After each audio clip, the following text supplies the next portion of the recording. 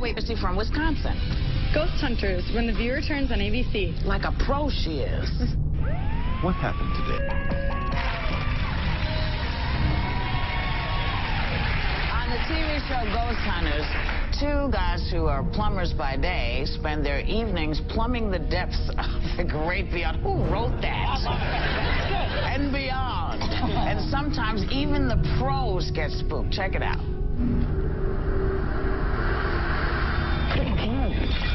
Doing this wrong right here. What? Oh my gosh, that frickin' made me about crap my pants. What'd you see? I just saw a face. Oh my gosh, that scared the crap out of me. Oh my gosh. You see anything? No, I was facing the other way. I shined the light through the window, and when I did that, I saw a face staring back at me. Please welcome my friends Jason Hawes and Grant Wilson, the Ghost Hunters. How are you? So everybody wants to know how is it possible that two plumbers, just sort of plumbing stuff, become ghost hunters? Well, actually, it happened long before that. We started TAPS back in 1990, That's which your stands for the organization. Atlantic What is Paranormal that? Society. Oh, Stands for the, TAPS. yep. And you know, from there, we became plumbers. Well, I became a plumber about 10 years ago. Grant shortly after that. So, but So yeah. there's something about the pipes that they... Well, actually, it's nice because a lot of people are very quick to jump to the paranormal realm when they hear a noise or whatever in their house, and having plumbing experience or electrical experience will help you debunk that. That's what we mainly go about doing. When you arrive at a place, you'll do these scientific tests. Your organization does that to see if something's haunted, right? Yeah, but there's so much more that goes into it. When we go out, we're believing that 80% of all claims can be disproved. So we're going in and we're trying to really look for the explanation. And we've dealt with everything from pipes banging in the walls, pipes heating up the floor, making it sound like footsteps through a house, overactive imaginations. What's the most clear test you can do? Is there one test that, can you give us an example of one? Honestly, usually looking in the medicine cabinet. We've had people mix new prescriptions, old prescriptions, and make it hallucinate. Okay. We had a woman go through menopause and didn't realize it and thought she was getting... Yeah, I remember that one. Yeah. That one made me laugh because I thought, oh, but for the grace of God goes what?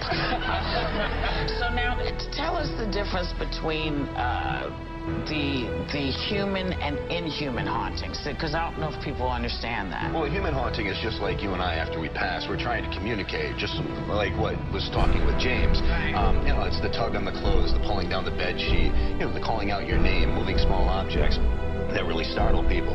And then you have your inhuman, which a lot of people automatically assume is a negative type thing because people think demonic. Monster. Yeah, but it's not always that. Demonic. You've got, under inhuman, it's anything that's never walked the earth in human form. So you've got angelics, you do have demonics, you have your incubus and succubus, known as sexual predators, and you have your elemental type activity, little nature spirits. What was that? So one you really don't want around. I missed that. You did it too fast for me. What was that? I'm sorry, I've been doing this a long time. Your incubus and your succubus, which have been spoken about since way back in Roman times. They're the sexual predators. Okay. Those are usually very rare. I mean, what you encounter most often are just people who had lives and families and jobs, aspirations that are now dead. So sometimes it's a ghost, and sometimes it's a plumbing problem. Is that what we're dealing with here? Okay, so... And sometimes it's just paranormal. There's paranormal and there's a haunting, two totally different things. Don't get me wrong, a haunting can fall under paranormal. Okay. But paranormal, an object moving on its own, is paranormal, above the normal of what we're used to. But a ghost moving that, now you can call it a haunting. We actually have a clip of you guys in action in Fort Delaware. Can you set that up for us? Sure. Grant and I we were walking down a long corridor that feeds to where they have the cannons. Used to be able to protect the fort. And as we were walking down there, it's very dark, so you've got the thermal imaging camera, which Grant has, and it's giving off light, so you're trying to pay attention so you don't walk into the walls. And all of a sudden, something stepped out at the end of the hallway and then turned and walked back in. Okay. So. Okay, check this out. Jay thought he had seen something out of the corner of his eye. No way. No way. What the heck? I have no idea. It looked like there was a person at the end of the hallway. They walked from the right to the left, turned around, and walked back over. Did you see this? I saw a red thing on the side of the camera, but... There's got to be somebody down here. So I want to see if we can catch somebody. Yeah, go look. So, Okay.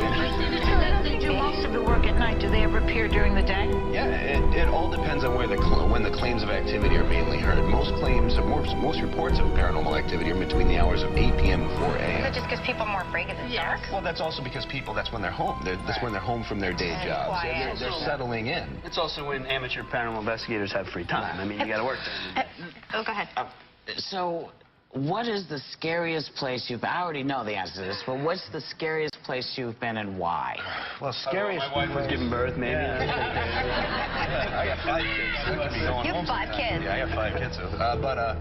You know, honestly, I don't look at places as scary. The scariest things we've dealt with have to be the homeowners. Oh, yeah. Because you never know whose house you're walking into. We've walked into... Exactly. We walked into a nice little old lady's house Yeah, the ghosts are fine. who totally forgot she invited us in 20 minutes later and came chasing after us with a frying pan. Well, because she's kind of shuffling. She was a little... We had time to get away, don't get me wrong. Can anybody do this, or do you just, I mean, do you have a special thing that you... Anybody can do it, Yeah. but you really got to have your wits about you just because you don't know whose home you're going into. Yeah. And also, you're giving advice and counsel to these people, so you can't just be anybody off the Do you street. charge them for it? No. Oh, it's free. Yeah, we don't charge. Because the rich, the poor, everybody has these problems. So by us charging, we're only helping the people who can afford If this. someone breaks in your home, you can call the police. You know, if your house catches on fire, you call the fire department. Who are you gonna call? Yeah, right.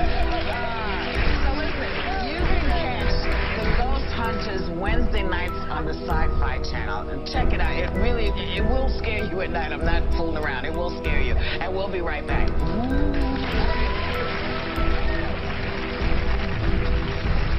This is Jason Hawes from Sci-Fi Channel's Ghost Hunters, I'm Steve from Ghost Hunters. and you're watching The Dorkening.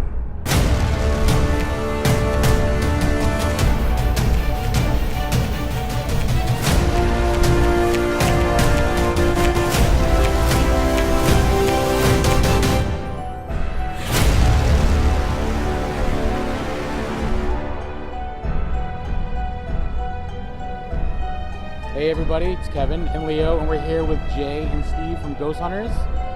We just had Jay on last Tuesday. It was awesome. Thank you very much for coming on. Thanks for having me. It's a good time. So how's the convention been going for you guys? It's been going good. It's been a decent turnout down here in Springfield, and I've been having a good time. What about you? Yeah, I mean, the convention has been a lot of fun. We met some really cool people, bought some cool stuff. Yeah, I've had a good time. And been able to talk with people. Like I said on the show, that's really important, being able to have time that you can actually communicate with the fans. And it's definitely, you know, I ran into you guys at, tried to run into you guys at Rhode Island Comic Con, and it was a little intense, and the possibility wasn't really there to do that. So it has been great. Like, everyone here, it's been awesome to be able to talk to some of these people. So Absolutely. And, some of the cons are so busy. Like Rhode Island Comic Con, we were jamming, and you saw it's just the line never stopped. So being able to have a break here and there and be able to communicate back and forth, I think means everything. So do you guys have any other conventions coming up that you're going to be part of, or what's next for you guys? Actually, we're going to be doing Dragon Con in September, and it's always a great time. Insane, 4 days, but it's a great time. Where's Dragon Con? In Atlanta, Georgia. Okay. So if you're watching and you're in Atlanta, go see the guys from Ghost Hunters, definitely. And your new season is coming out soon? August 3rd, season 11 starts, and we've got some great investigations and some wild evidence we caught this coming season, so I think everybody will be extremely happy. Awesome. Well, definitely looking forward to that. Huge fan since day one, as you know. We talked about it on the show. Changed my life, but thank you very much. So definitely looking at, how many episodes are in this season? 13 total, so as of right now, yep. So it'd be a 13-week straight run. I loved the old Halloween specials. Is that ever going to happen again? Well, maybe, but the problem is we had to stop doing it, and Steve was in agreement with me because my kids are young. My youngest are 12-year-olds, and they're only young once, so I want to spend that holiday with them at home. So if they want to do it a couple days before Halloween, fine, I'm game, but just not on Halloween. Just not live. Well, I don't mind doing live a couple days prior. I'm not going to do live on Halloween. So my kids come first. Makes sense, and they should come first. Absolutely. That's family's always first. All right, well, thank you very much, guys. Thank you. I'll just get that on camera so I can frame it at my house. But yeah, thanks again, and thanks for watching The Dorkening, and have a great day.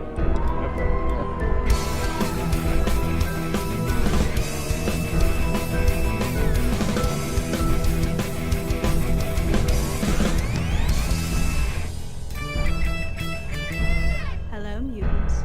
I'm and you're watching Mutant TV.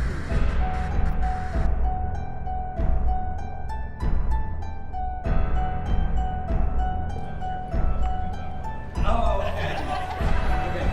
My name is Graham Wilson. I'm from the show Ghost Hunters.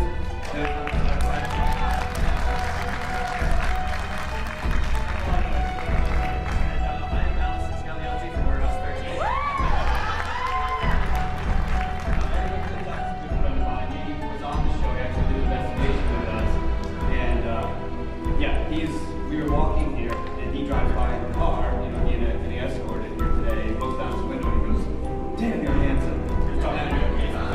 And I go, "It's because I walk." Anyway, he's a good guy. You're definitely worth the wait. It's seen on Ghost Hunters, and that's like a place where we'll be able to go and investigate ourselves. Yes, actually, she's wondering if I still own a hotel up there and if I'm still investing. Yes, I just left the rigors of the TV show. That was killing me. If you watch the season, you see I just became more fire.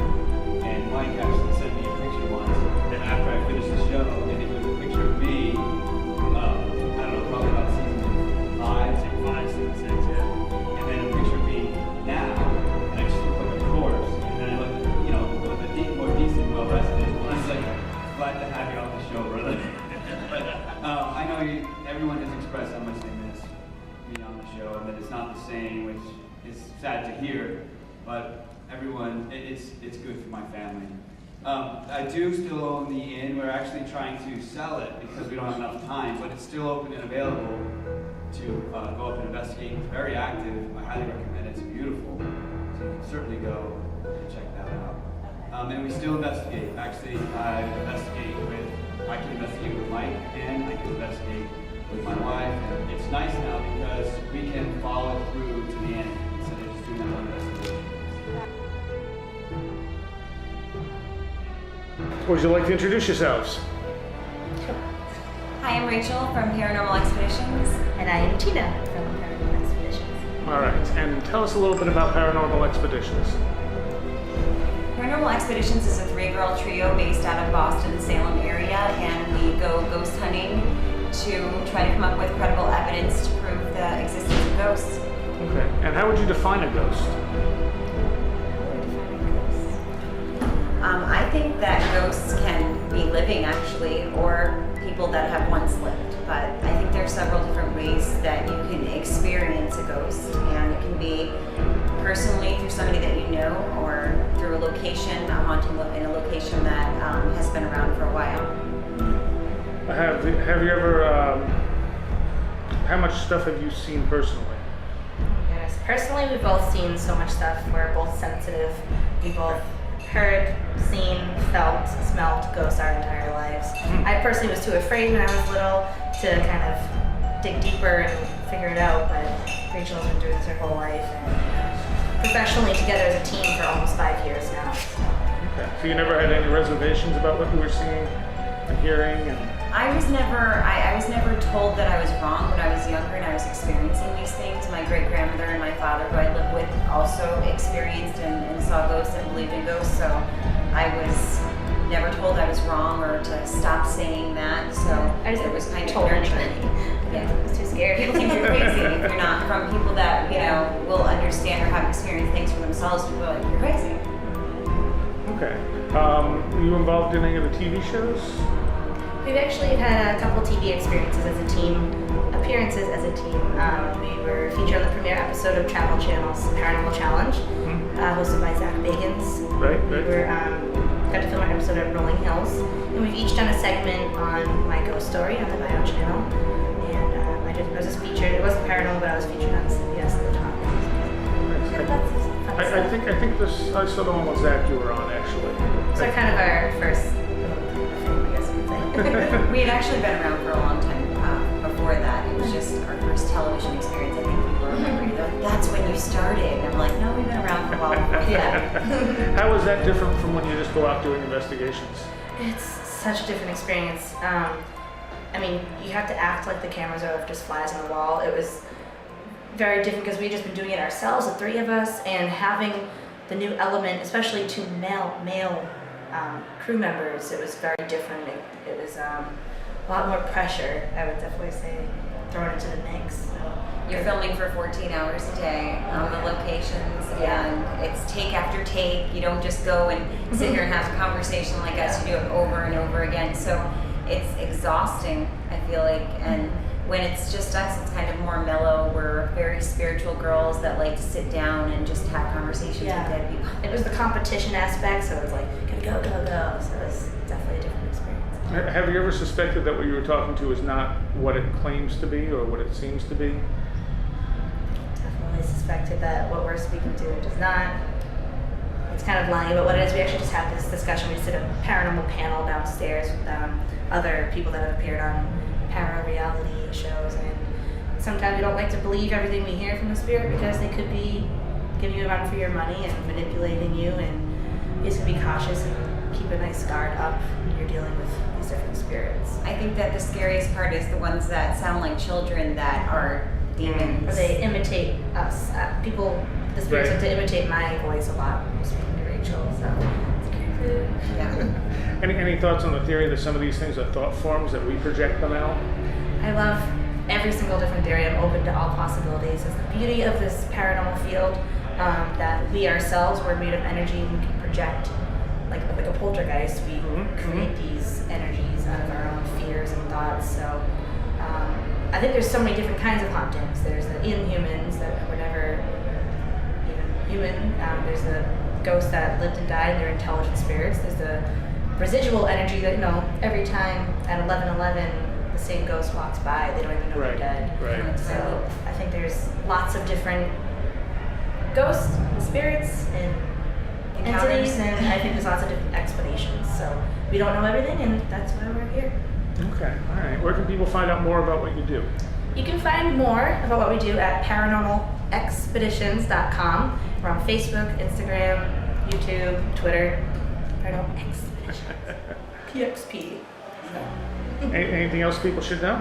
Right now, actually, we're about to release our newest venture, True Crime Paranormal. We're introducing forensic science to the paranormal field and kind of focusing on infamous serial killings and murder and all the dark, scary stuff that you don't like to talk about. So we're releasing a DVD September 16th where you can actually pre-order on our website. So. Nice. What's the scariest thing you ever encountered? Oh God, I think scariest thing, our recent filming in the Freetown State Forest down in the Bridgewater Triangle, Massachusetts. We were in the car because you can't get out. It's very dangerous out there, and I personally saw it, and she saw it at the same time. We all the hands coming over the car and tapping on the car and slamming everything, and then when she got home, his fingerprints, this strange residue all over the glass. So. And at the same location, I was actually choked by a ghost, and I really never had physical contact to that degree with an entity before ever. So sometimes I do wonder if it was because we were in that intense situation, and either I was being choked by a ghost or I was taking on the last moments of the individual's life who died there. Yeah. Well, in the case of something like that, couldn't it have been some other type of encounter as well?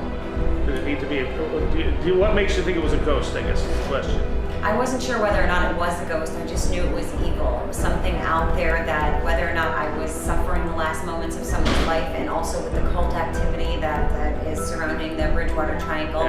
There is tortured out there, so I was feeling, there's a ledge out there that people jump off of out of nowhere, and I was feeling, I didn't want to go to the ledge in fear of what it might do. I was feeling actually suicidal that night. So it was a phenomenon. So we were all taking on different parts of the legend that night. And we think as an all-female team, the reason that we do that is because we are so spiritually grounded. We are closer to life and death than any man ever could be.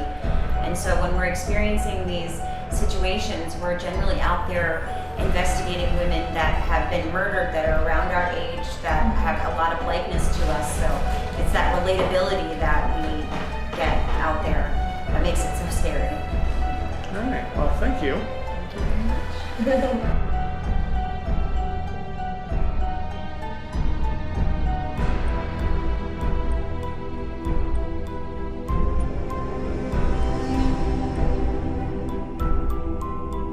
Many people in the paranormal field try to get an understanding of everything in our work. One of the areas that I chose to study in 20 some odd years ago was demonology. Now, what the heck exactly is demonology? People relate this just to Christianity, but it goes beyond all organized religions. Now remember, years ago, we couldn't discuss these things. We couldn't talk about being a demonologist or getting involved with these things. You were considered walking on a dark path, going down a bad road. I caution people and I tell people, just picking up a book and reading something on demonology, it goes way, way beyond that. It's getting out there, getting in the trenches, studying a lot of the different things from every different perspective out there. What the jinn is about, what the deity is about, how the Egyptians, the Greeks, how they worshipped all these different deities. Studying Buddhism, shamans, witches, medicine men. But then again, all religions are intriguing to me. Watching what they do. For instance, working with Judaism, watching their rituals, watching the way they do it. Extremely secretive. How often do you ever hear about rabbis going in? You don't. But witnessing this and watching some of their rituals, if you will, their ceremonies are so intriguing and so intense. And they do encompass what we know today as fallen angels. We refer to them as demons. When dealing with possession, what do I look for to tell me that this person might be possessed? You look for them being able to have knowledge of the past, the present, the future. Do they have a lot of strength behind them? Are they able to talk in other languages that they're not even familiar with? Thank you, Mr. Zaffis.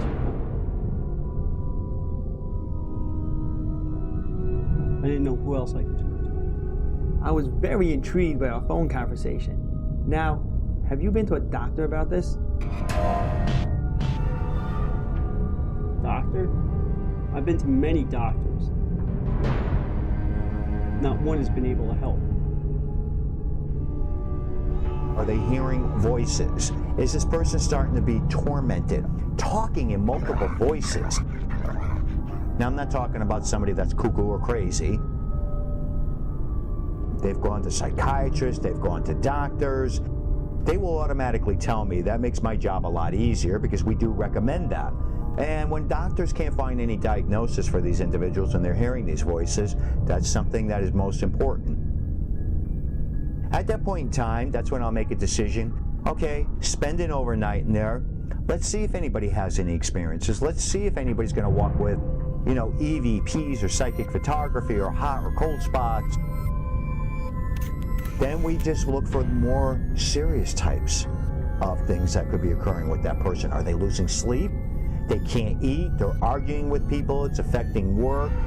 All these different characteristics will come into play. Why does that occur? Because the spirit tries to wear down these individuals so that they finally just say, fine, take me over. What do we do with an individual that has no belief system?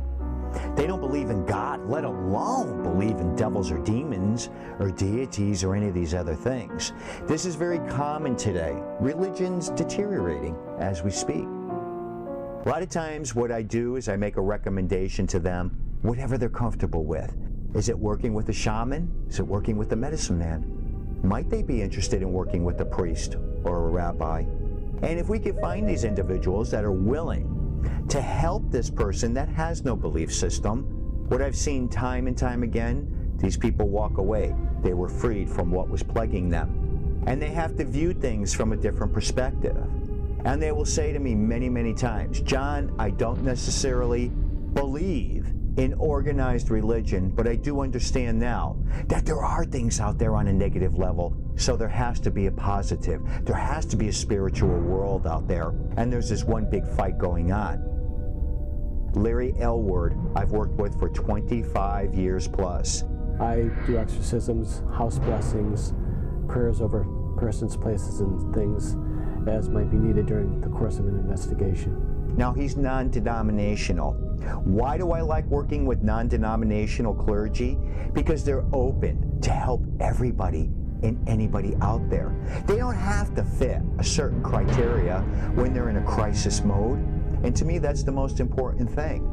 I've worked on probably about 200 plus cases with John over the last 25 years.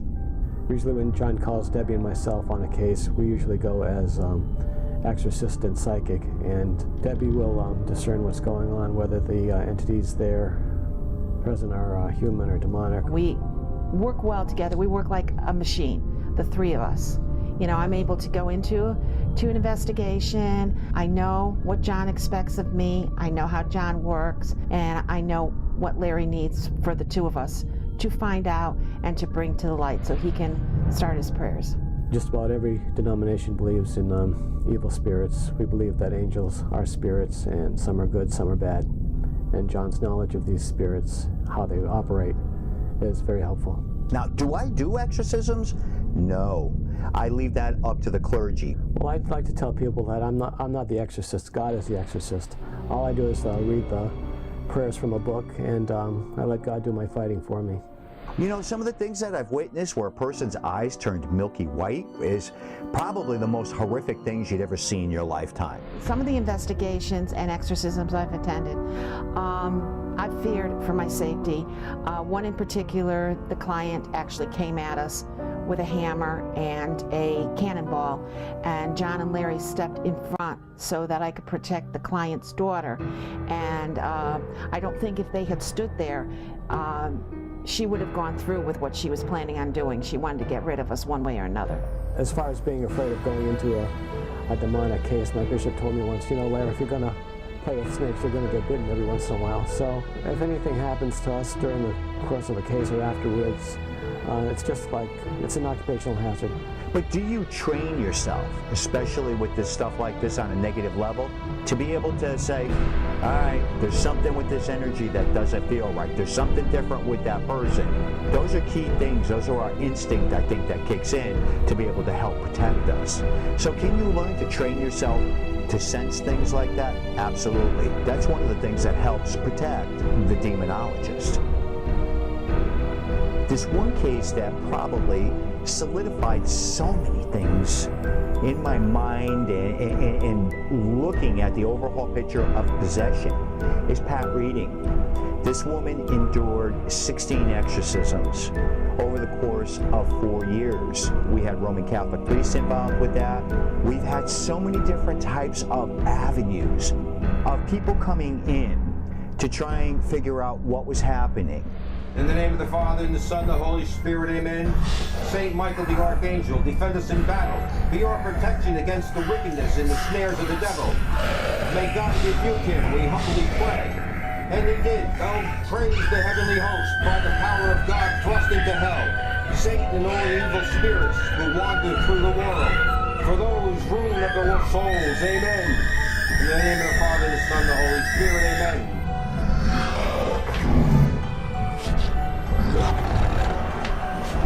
Our Father, who art in heaven, hallowed be thy name. Thy kingdom come, thy will be done, on earth as it is in heaven. Give us this day our daily bread, and forgive us our trespasses, as we forgive those who trespass against us. Lead us not in temptation, but deliver us from evil. Amen. What I had learned in the process of that, and Larry had experienced some of this with Pat Reading, as you go forth, it's like taking an onion and peeling it away into layer after layer of removing the spirit. Because usually with a possessed individual, is it just one spirit? Very seldomly. There's usually multiple spirits. So they keep doing the rituals and the prayers to be able to alleviate and reduce the amount of spirit that is tied in there until they can get to that main source.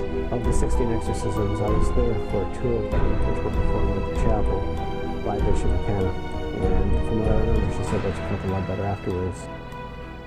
So during the whole course of that 4 years with Pat Reading, watching what that woman went through, a little tiny thing, gaining enormous amount of strengths, ripping a pew up out of the floor, throwing men around, big cop guys like rag dolls.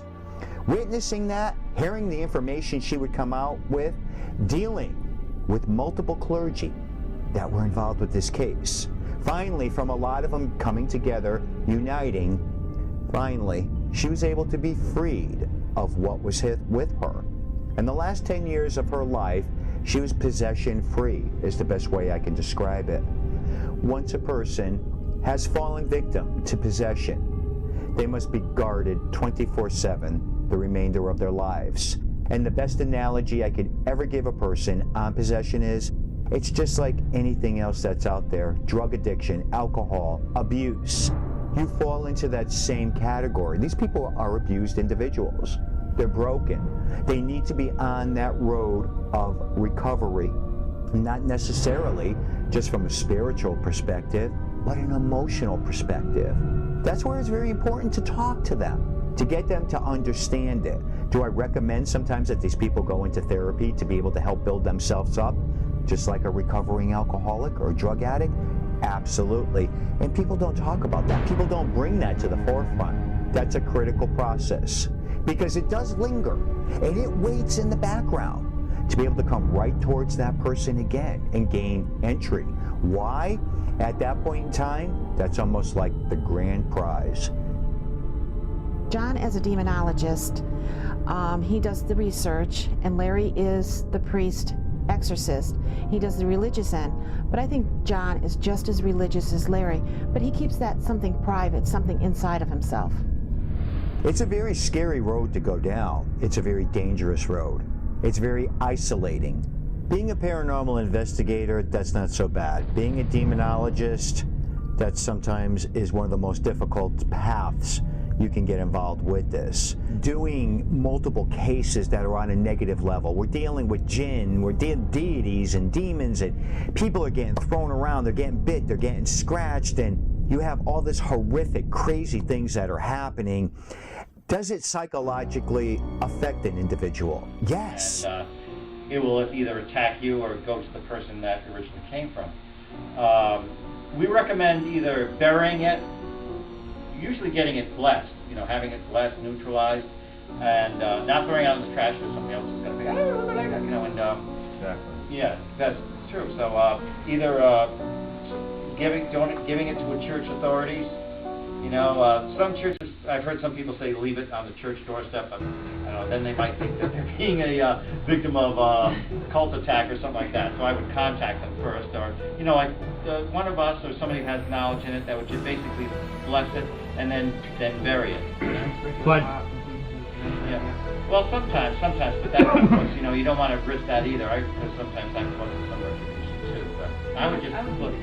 Right.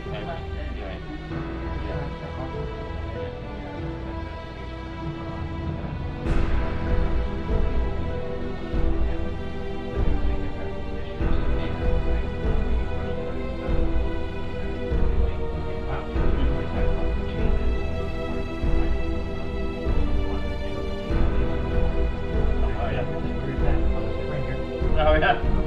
Yeah, once in a while, yes, exactly. You will come across that where people just don't realize, what they're doing, and we're just playing a game. We just talk with friendly spirits. Well, that's, even if it is friendly spirits, that's still opening up a portal, and many spirits, they have the wisdom of the ages. They can masquerade as human spirits. Portal is not closing it, but it has that. And also, I also wanted to add that, it is just a piece of cardboard and a piece of plastic, but you're asking a spirit to take control of your body. You're giving up your motor control. That's a form of possession. Right. Even EVPs, we're very, very careful about them. But, when you're actually using a Ouija board to communicate, you're asking, take over your motor control and try and check. So it's very dangerous. That's giving permission.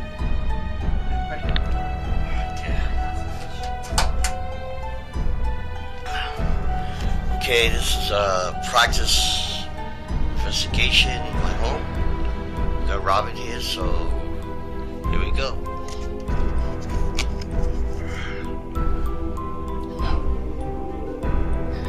There you are. Okay, I'm gonna record and ask a few questions.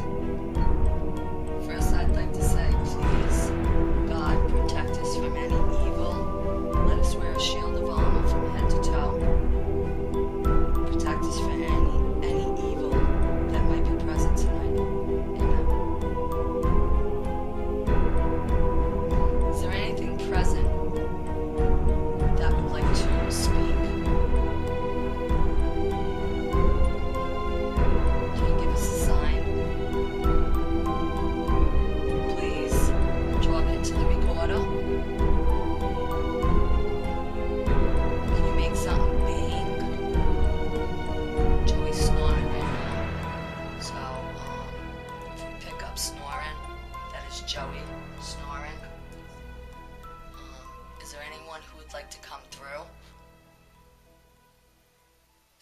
anyone that has passed from any one of us in our family that would like to come through and speak.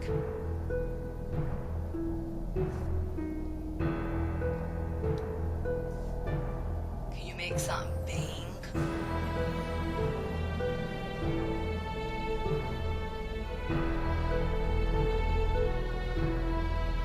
Is there any history in this apartment? Anything you want to tell us? Are you a male? A female? A child? Did anything bad happen in here? Please speak into the recorder or the camera. Show yourself.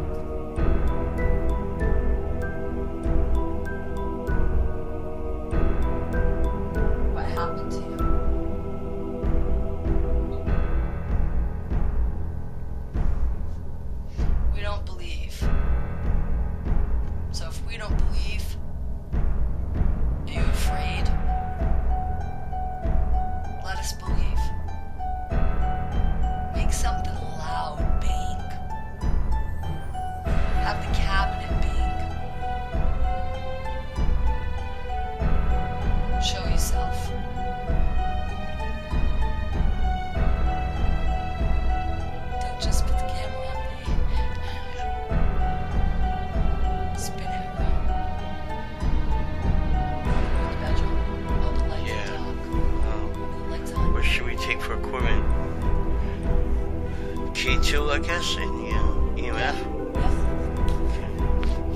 Should we bring the white noise box? To see it? Yeah, white noise. So there we get clear. I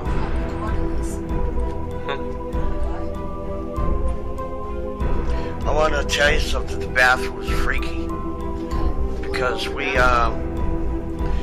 and Missy got chased out of the bathroom one night. Yeah.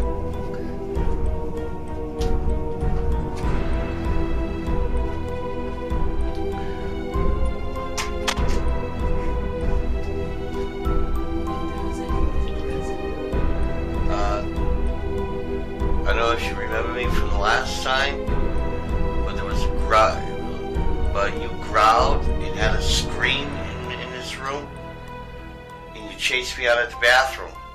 Do you remember that? I'm gonna put on the white noise box.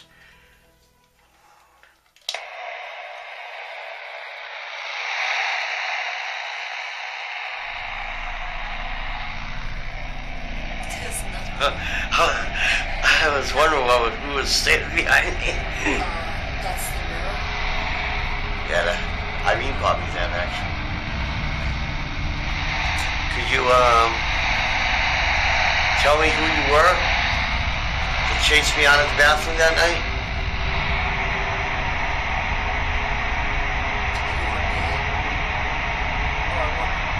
Now is your time to speak.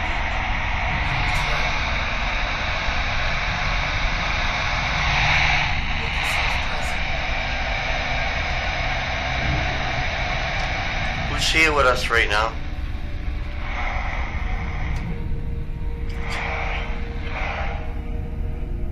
Did you hear that? Yeah, I heard it.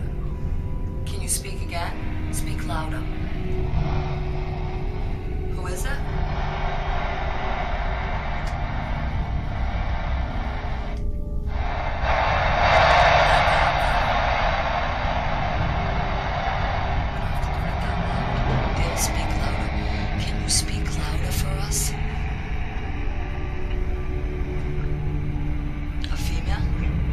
Goes out. Are you a female?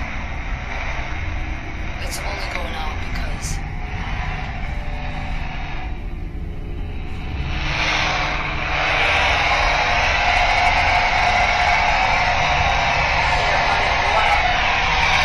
running water.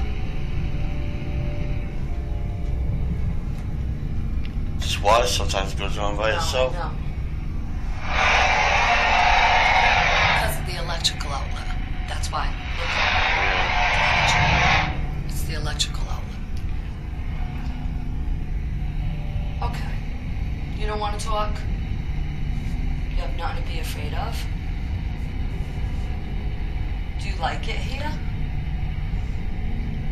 Hey, Rob, I'm feeling cold. You are? Yeah, right over here, I feel cold. Right here? Right where I am. Do you like it here? All right. Let's stand over there. Water supply. See if you feel anything. When it does that, it's because of the metal. Yeah. See? Yeah. When you go near metal, Yeah. so we debunk that. When you go near the metal, Yeah. there's interference. You feel cold? Yep. Now you feel it, right? So let's come over here. Because you're right here, aren't you? Okay, hello. My name is Robin. This is Gary. What is your name?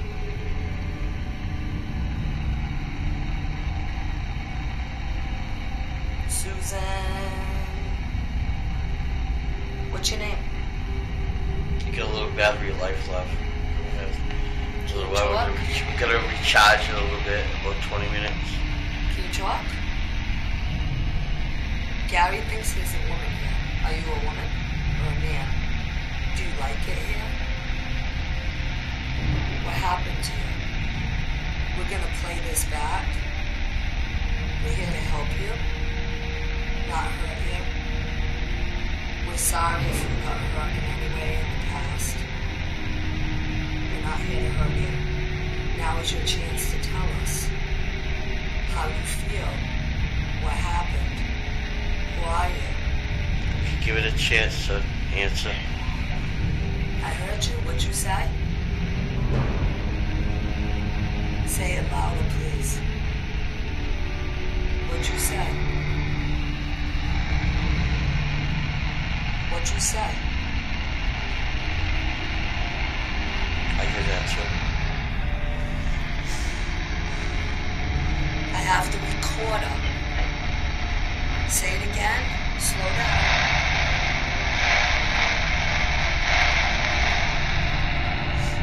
You're a female. You're a female? Were you hurt? Did someone hurt you? Did you have a good life? Are you happy? Are you sad? Are you angry right now?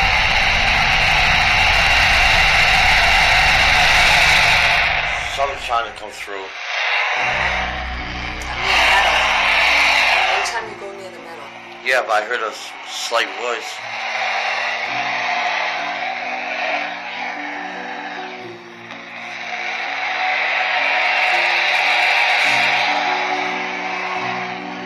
Are you angry?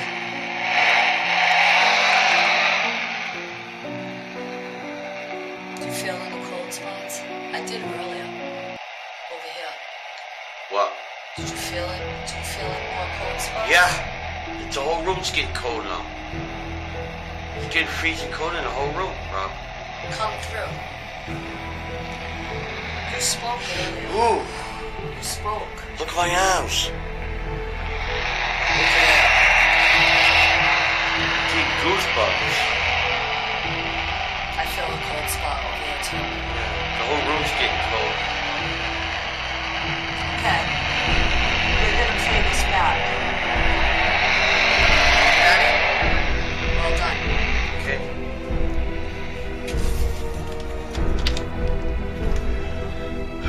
Okay, I gotta. We just checked the bathroom out, and now we're gonna put this on a charger, and we'll be right back.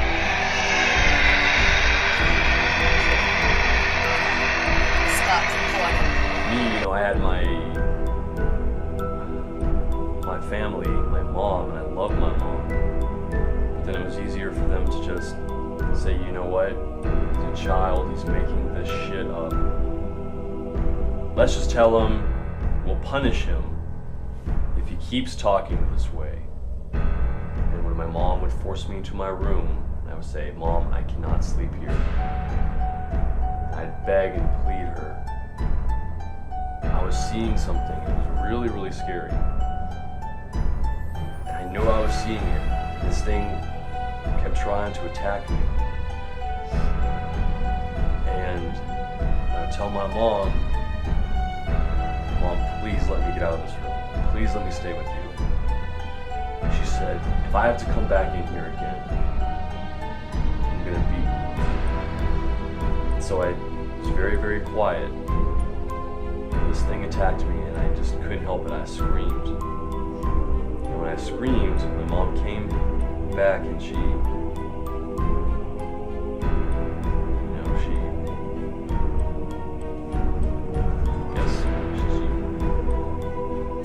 punished me.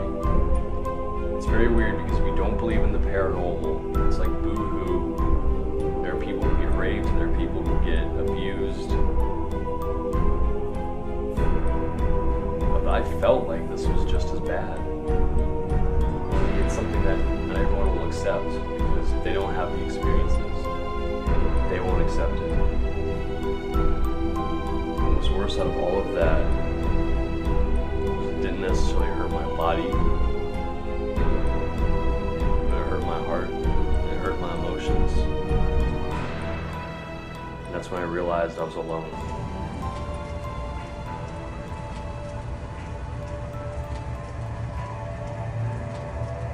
Just did an investigation over at Village Cemetery in Rehoboth, Massachusetts. Now, the night that we were there, we all saw this big bright thing in the sky that just came shooting down with flames at the end of it. Just as a reminder, that night that we went on that investigation, it was a full moon. And as we all know, a lot of things can happen. I mean, I saw the whole thing. I wasn't really, you guys were filming and we had caught, there was, the K2 meter went off and we got on the Ovilus, I always say that wrong. We got on that disaster, the word disaster came up. What did I say?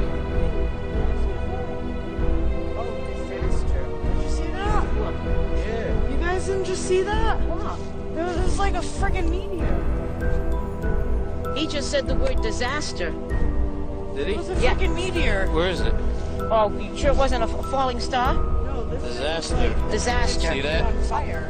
Disaster. I happened to look up while you guys were filming the K2 going off. I happened to look up and I seen it looked like a shooting star, but it was huge. It was a And huge. just as soon as you said that, we all woke up and we all saw it. It was a huge white ball of something.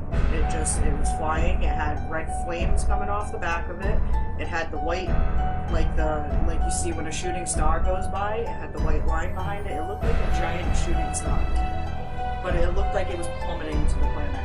It happened at the same time. All the machinery went off at the same time. K2 went off, and then it said disaster on the obvious, and that shooting star went by all at the same time. It was quite weird and unexplainable, actually. What did I say? Now, also that same night, I decided, well, let's split up. Let's have Aunt go with Jen and Brenda, since it was Brenda's first investigation with us. And me and Manny would stay behind. Now, me and Manny did not have the night vision camera with us. I'm afraid of anything.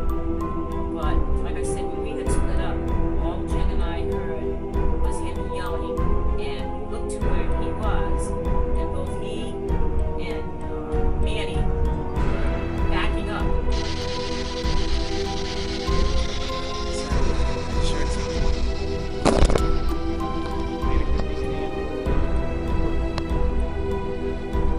Is that you in the woods? Oh, hear it? What's up? Come on. What is that?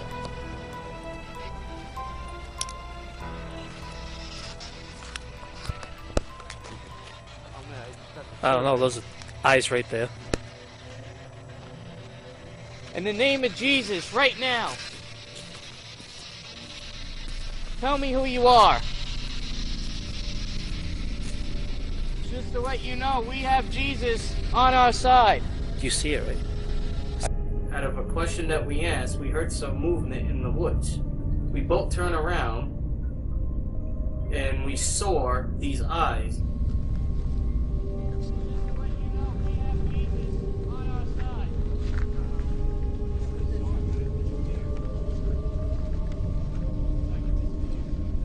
We're backing up really, really quick from an area where they claimed they had seen, it looked like two eyes. Heard Jeremiah yelling. So I immediately ran over to them like a normal concerned person would do. And I happened to see them running backwards, pointing the camera at the woods. So I went over to them and I asked them like what was going on, and they were trying to explain to me, well, Manny was trying to explain to me what was going on while Jeremiah was still using his religious provocation to get whatever this was, if it was a spirit, to manifest itself and, you know, show us that it was there. I heard a lot of noise coming from the woods. It sounded, whatever it was, it sounded like it was pretty big.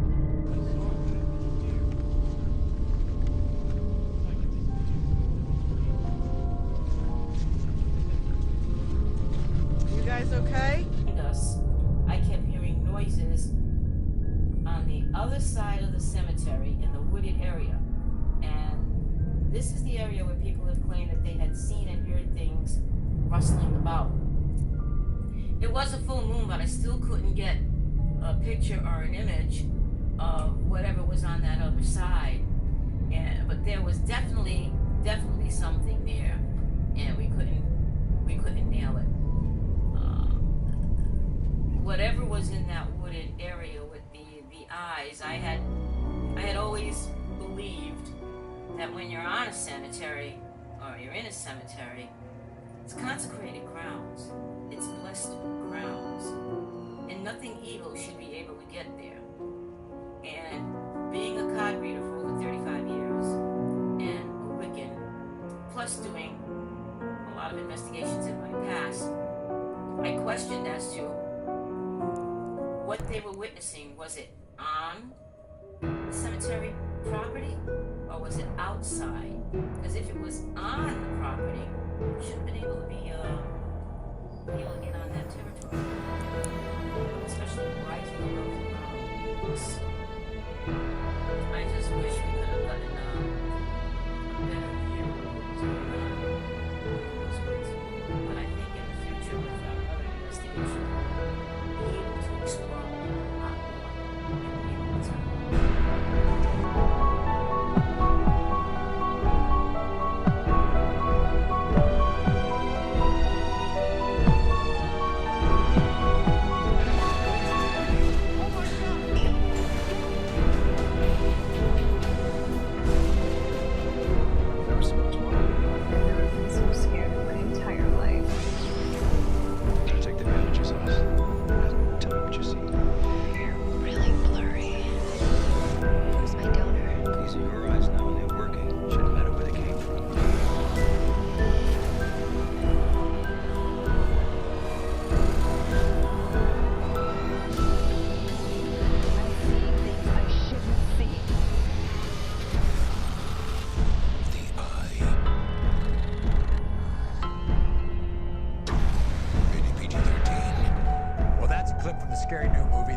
opening in theaters on Friday. And it makes you ask yourself the question, are you a believer in the supernatural? My next guest, Ryan Buell, has gone from college student to supernatural celebrity overnight. His hit TV show, Paranormal State, on A&E chronicles his terrifying investigations into real-life cases of ghosts, poltergeists, and other scary, unrelated things that go bump in the night. Take a look. My name is Ryan, and I'm a paranormal investigator. When I was a kid, my experiences with the supernatural terrified me. I've been searching for answers ever since. When I got to Penn State, I realized I wasn't alone in my quest. So I founded the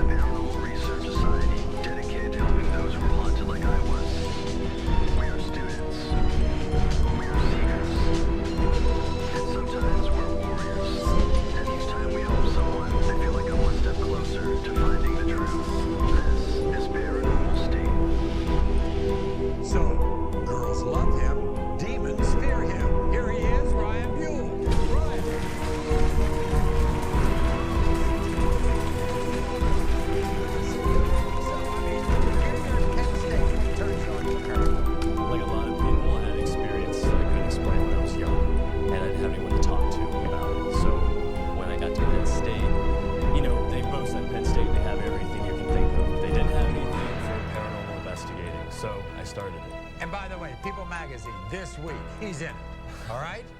Because you're one of the highest shows rated on A&E. There he is. Ryan brought some incredible clips from Paranormal State. So tell us about this first one. It involves apparently a demon that terrorizes a family in Syracuse. This is about a real family. They've been tormented physically and emotionally for months. It all escalated when the husband, Raymond, he was tired of it. He was tired of it harassing the kids, so he confronted it. It announced itself as a demon and threw him across the room. This is a 300-pound man. But this case is a woman named Tina with her husband named Raymond. Raymond said something just started thrashing at him and throwing him around. He had claw marks all over him. I was in the middle of the living room. I felt something really cold on my back, and I asked it, "Who do you think you are?" And that's when I got spun around. It told me that it was me. Director's note. My fear is confirmed. The client just uttered the demon's name and knew we were coming. I'm being pushed physically back. Time to go. Yeah, what's wrong?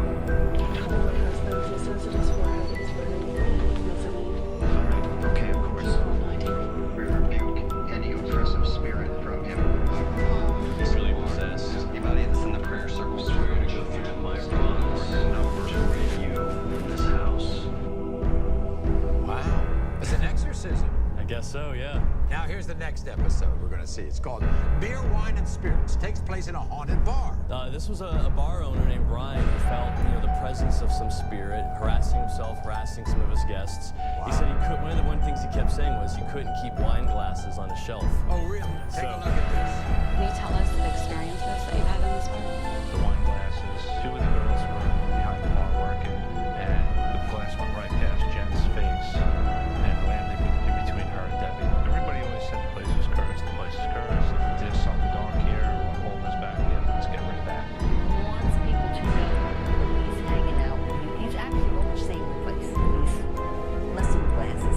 Like if you put 6 glasses in a row, you came back the next morning, they wouldn't be in that row. Overnight, we left out 2 wine glasses on a table covered with baby powder. When we woke up this morning, streaks in the baby powder indicated that one of the glasses had moved. Whoever's by the stairs, come down and speak to us.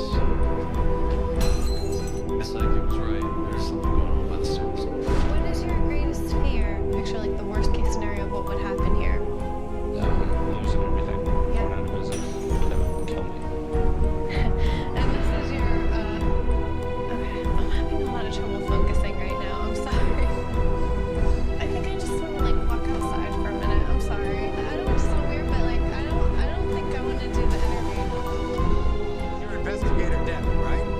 That was my investigator, Jamie. She's a counselor, and she's never had a reaction. She felt as if something was suffocating her, and 2 members of the film crew also felt that. Jamie, Hi. what happened?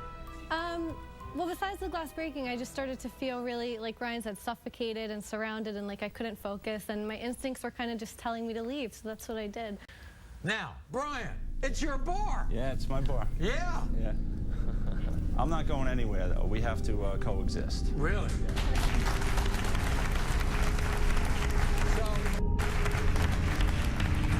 Now, this last clip that you've got from Paranormal State we're going to watch is about a little boy who seems to be contacting the spirit of a deceased man. He moved into this new house and instantly started playing with what the parents thought was an imaginary friend whom he called Timmy. A year later, they found the body of the former resident in the backwoods. He'd committed suicide. His name was Timmy. Take a look at this. It's called Sixth Sense. When did he start talking about Timmy? I think we were in the van, and I told him to ask Spirit's name, and he said Timmy. And whenever his body was found, that's when it hit me. It had to be him. Director's note. Matthew's parents are informing us now that the body of a former tenant was found in the woods near the client's home, 6 months after they moved in. If he makes a positive ID, this will be compelling evidence that this boy is truly being visited from the beyond. One of these people is your friend Timmy. Okay. That one? Yeah. Oh, that's one right there.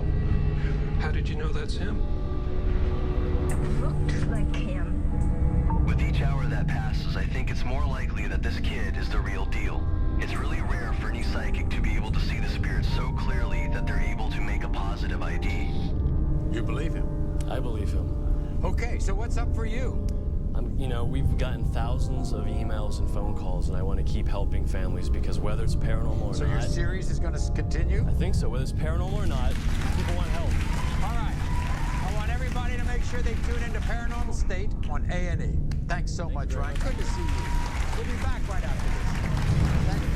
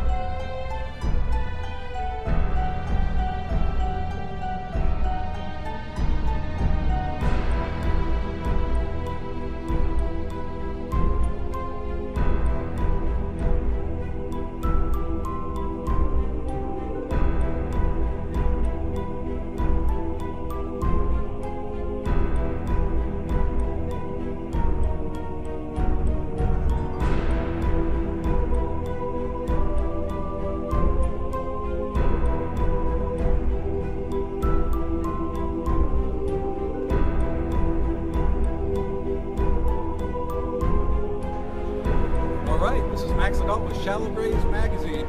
Here was some special gifts. Take a look. It's us. We're here. Wondering, Sarah Johnson, maybe you've heard of them. They were just telling us one of those stories. I hear you've known each other for just a little while. Yes. Oh, yes. How long might that be? You don't have to admit to me. No, we'll admit it. You can say how young 45 you were. years. 4 or 5 years? We Oh, survived to get that's this amazing. old. You lasted that long. This is my paranormal brother. He showed up at our farmhouse when he was 18 years old and already a seasoned paranormal investigator. Whoa. We don't know how he knew to come. He said my mother called him. She said I never called anyone, but she liked him so much that she invited him into the house. And I'm telling you, look at him now, and then imagine him with long, flowing, beautiful blonde hair. He pulls up in the yard with his group PYRO, which is short for Parapsychological Investigation and Research Organization. Awesome. They pull into the yard at the farmhouse. It's August of 1973. We've already lived there for 3 years, almost. And he said, well, he pulled in, he got out of the car, and he's holding a Bible, which was real smart for him to bring that to the farm. And my sister Nancy, who was in love with anything male, automatically, if it was male, it was love. She's gonna, if she ever sees this, she'll so kill me. But anyway, she goes running into the house, and he's wearing a tunic and the long hair and she's like, "Mom, Jesus Christ is here!" He looked the part like you can't believe it. No, I have the sideburns. Yeah, the sideburns, yes. Yeah. And so they were actually the first ones to investigate the house, and to this day we don't understand Wait, so they how were that investigating happened. your house? Yes, yep, the farmhouse, and we don't understand how it happened, but we both know that it was supposed to. And then after his experience, several that day, he went and got Ed and Lorraine Warren and brought them to our house. We didn't know who they were when they showed up at the door, but he did. And he went and informed them that there was a family in Harrisville, Rhode Island that had a predicament. And they came on night before Halloween, 1973, because they thought that would be when the veil was thinnest and they had a best chance of having a manifestation. And they later understood that you could come to our house any time of day or night, any day of the week, any time of year, and boom. Don't worry about the time, just show up. Yes, exactly. At least in terms of the farmhouse, there was no veil. Yep, no veil at all. The house itself was a portal. Yep, cleverly disguised as a farmhouse. Yes. Do you still have this house? No, we sold it in 1980, and our whole family moved south. I went back to Rhode Island years later, but the thing that's most interesting about this is that I consider Keith a very holy person. He's very devout, and he was threatening to the house. There was some entity in the house that did not want him there, and I want you to tell the story about the bedroom. Oh, well, we might be going into some X-rated material again. No, actually, it's Jake. Her sisters took me by the hand and took me up, showed me where they were most frightened. This bedroom where two of them shared, and they had had some very, very frightening experiences in that bedroom. Yes, Nancy and April had some frightening experiences there, and I felt so bad for them because they were so frightened. They were such beautiful young children, and even though I was a teenager, I was the closest thing to an adult. So I asked them, do you have any religious beliefs? And they said, oh yes, we're Catholic. And I said, well, try calling upon the name of Jesus. And as soon as I said that name, yes, suddenly there was, it's hard to describe. Her sister has described it as the bubble. It's like you're contained, time seems to stop. It's like an electrical charge. The atmosphere just changed. Within that second, there was a window to my right that could not possibly be closed because of the humidity, the atmosphere. It suddenly slammed so hard and practically shook the room. Her sister was slapped on the left side of the head, went screaming away, and just all pandemonium in just a few seconds. But it seemed like time had slowed down. So I said the name of Jesus twice more, told them not to be afraid. It left the room. Not the house, but whatever was there left the room. And we all shared a group hug, and then we hightailed it downstairs.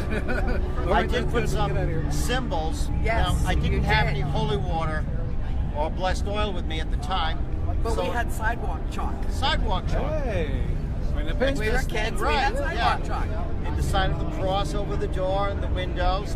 And then we went downstairs, didn't come back for the rest of the night until they had to go to bed.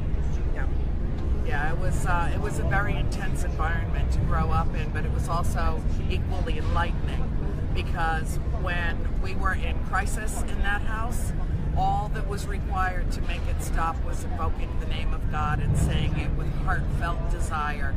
God help me, be with me. And it stopped. Whatever it was, it stopped. And, you know, one of the things that The Conjuring did was leave people with the impression that the Warrens were, you know, holy and devout Roman Catholics, which they were.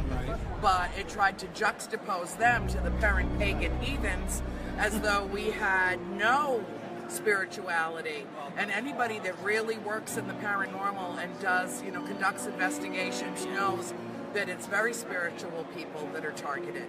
And what happened when we moved into that house was that there was a female entity there who was threatened by my mother. She wanted us, the 5 children, she coveted us, and she lusted after my father, and she wanted my mother gone. And when she couldn't get my mother to leave of her own avail, she started to oppress her from within. And remember, my mom went through that period of time where she started using archaic language and dressing in dark vintage clothing. And we're like, you know, we thought at first because she was doing so much historical research on the house that maybe she was just a little overexposed to that.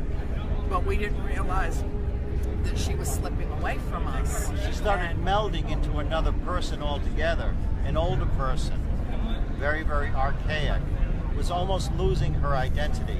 And that's a very, very dangerous place to be at.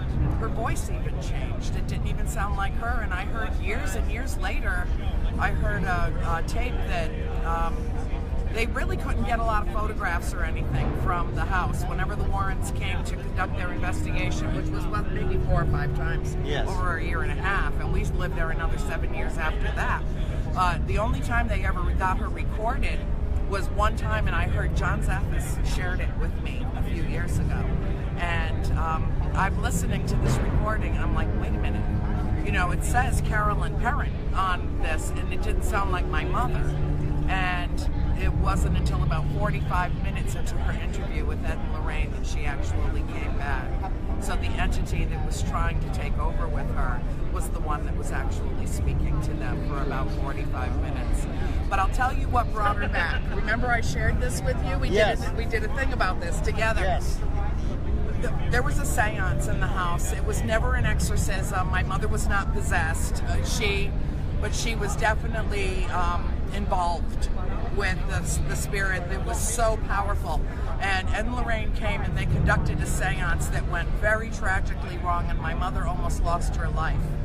And about 3 months later, my father threw them out of the house. He's like, don't get out, don't ever come back, we don't want to know you, get out. And he used some very colorful language. It was a disaster. It was a disaster. But about 3 months later, my mother she was just wasting away. She had become waif-like. I mean, just hollowed out cheeks, and she was really suffering, and she wasn't eating. She just was.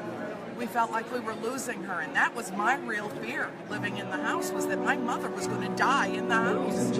And I guess it was sometime later, it must have been in the fall, because I was up doing homework late one night, and I had taken over the role as the third parent, because my dad was on the road a lot, and mom was just struggling so much that I came home, I made dinner for the girls, I helped them with their homework, I got them to bed, and she came out of her room about 11 o'clock that night, and she said, I'm hungry. And I was like, well, great, you know, and I had made beef stew that night, so I went into the kitchen, and, I make the best beef stew, oh my God.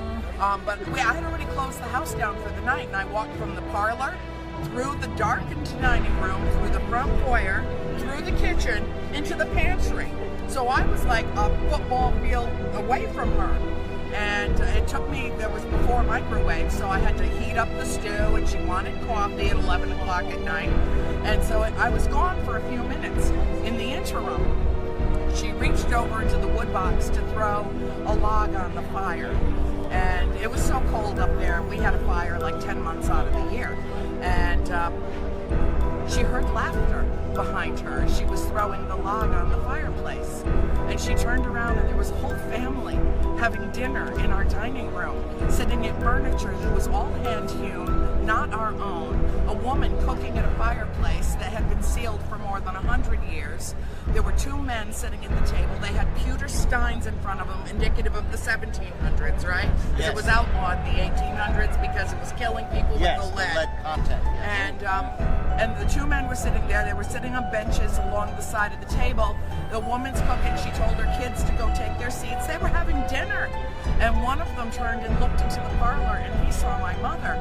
And he nudged the man beside him and pointed her out. And she was the ghost. She was the ghost to them. Yep. For a moment. So they were looking into the future while she was simultaneously looking into the past. And that was her epiphany. That's when the light went on and she came back to us, because finally it made sense. We were living in simultaneous multiple dimensions. And she realized that we were sharing that house with a multitude of people, and that they were perfectly safe, perfectly benign, and they were just having dinner, and there was room enough for everyone. They were just living there in their time. It was a fascinating, incredible way to grow up. And even though there were truly frightening moments, it was as much a love story as it was a horror story. Don't you think when you describe it as that? Yes. The ending of the movie did get it right. When the whole family's together, holding on to each other, and a loving kumbaya moment. That was actually true. That was the parent family. It was our love for each other that helped us survive an ordeal that most people can't really even imagine living that way. We stayed in that house for 10 years for a multitude of reasons, but I think ultimately we stayed in that house because we were supposed to. And then 30 years later, I was supposed to put pen to paper and tell our story to the world when the world was ready to hear it. Oh, that's fascinating. And it's not that nothing happened while she was writing the story. She was contacted. I know, there was a period. We weren't living there, and someone else had to be. Well, you know, I thought that Did they know what they were getting into? Yeah. Yes, they did, actually. They did. She bought that house because of its reputation.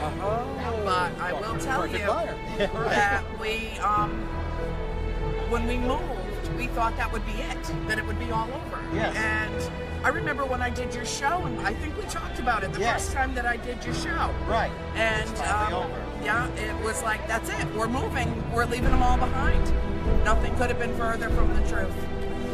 Very profound attachments were formed that have existed and persisted lifelong, and I knew it when we left the farm and we moved to Georgia. My sister Cindy had gone down early to bring the horses, and she's standing in front of a full-length, in a modern house, in front of a full-length window with a cup of coffee in her hand, had just brewed a cup, and she knew we were coming in early in the morning and had driven all night long, so she had a fresh pot ready. And the spirit that we left behind on the porch 2 days later was standing right behind her. I guess he missed her. Has she seen him since? Her. Pardon me, her. Yes, we've all seen them since. We've all had... So no longer just at the original location? No. They're free to fly. Oh, interesting. Wow, that's fascinating. Something that's interesting, in the movie The Conjuring, she's depicted as a young teenager going through teenage angst, and she's flirting with one of the investigators. Back then, Nancy was Nancy. Andrea was a lovely little bookworm with the brown glasses, and so sweet, but flirting, no. No flirt. I didn't even know how until I was in my 20s. Hollywood. I know, Holly weird. Yeah. But I will tell you, and I'll give you the scoop for your show. I just got a 3-movie deal on my trilogy of books, and the real story behind The Conjuring is coming to a theater near you in 2018. Okay, so your trilogy of books, what, one movie, and this one's going to be... 3 movies. 3 movies? Oh my God, it's actually going to be a trilogy of movies. Yes, it needs to be. And even that won't cover it all, huh? Right. There's just, But, you know, I mean, over 10 years of life, just can't cover it in movies, but this will come close. As it close as will, we as can. close as it gets, yeah. And Sandra's listened to this story since before we were married, time after time after She time. knew what she was getting into. She did. Oh, yes. And I've actually been able to visit the house as well. And investigate it. Our group, yeah, New England Anomalies Research actually got to visit the house, and you know, we did actually pick up some spirit voices, so there is definitely something still there, even to this day. Regardless of what you might hear to the contrary. Well, thank you so much. This is a fascinating story. So looking forward to seeing the trilogy when it's released. It will blow your mind. Thank you so much. It's so wonderful to hear of the bonds that have been formed between you and everyone who seems like Oh, yes, permanent bonds. that seems to not be going away anytime soon. Never, ever. It's permanent. It is ethereal in nature. This was supposed to happen. And the first time I met Sandra, we walked into each other's arms like we were sisters from another mother that had reunited. I mean, it's just, and that happens a lot in the paranormal community. I think that we're all doing this good work in tandem. You know, we're kind of a collective. And even though we're very different personalities, I mean, when you think about all the personalities in the paranormal, but we're all in the same boat. We're working with common purpose because we know what we want the rest of the world to know, that there is something beyond our mortal existence, and how you comport yourself in this life matters. And that's the message. And the message I hope everybody here will take away from it, as well as we can all use that type of friendship in our own lives. Yes. Well, thank you so much. This has been absolutely wonderful. Couldn't have gone much better. Yahoo! This is Max Legault, Shallow Grays Magazine, signing off. Thank you so much. We'll see you again tomorrow. There's a sign that you want to communicate with us. What are you guys? Well, we've been called ghost hunters, paranormal researchers. But we prefer to be known simply as Ed and Lorraine Warren. I'm Lorraine Warren, and this is my home. We've lived here, I guess about 40 years now. This is where everything started. Everything started about our work. Something awful happened here, Ed. What is it? Whatever Lorraine sees, feels, touches, takes a toll on her. A little piece each time. It's been quite a career, and I'm still involved. I'm still involved with hauntings, you know, and helping people get through. It's a very delicate thing with certain people because they're very terrified and very frightened. But there's a lot of people that don't believe.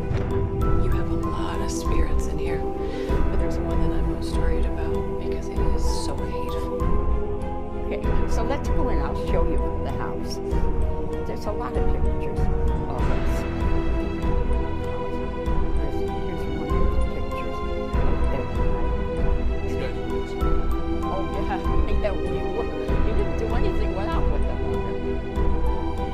You're in probably one of the most haunted places in the world because of the things that are in here. Everything in here has been taken from some place where people are either killed or maimed or so many ways. So it's tragic for me, you know, to even go in. People are very, very interested in the museum. And there's some people that are afraid to even go in. Right here is a conjuring room. Everything and anything in here we have investigated. Don't ever touch anything. And if you do, let me know. This is the worst thing in here. Is that dog. I'm not gonna stare at it though. So people can take a picture, but I'm not gonna stare at it because that is badly bad harm on a lot of people. You have to conjure the spirits enough to get it. You know, you're not going to get it by just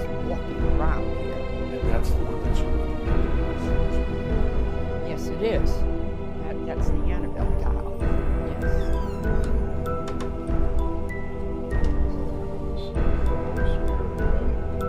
What has been done is circular ambulance, which is prayers, are said all the time to pray.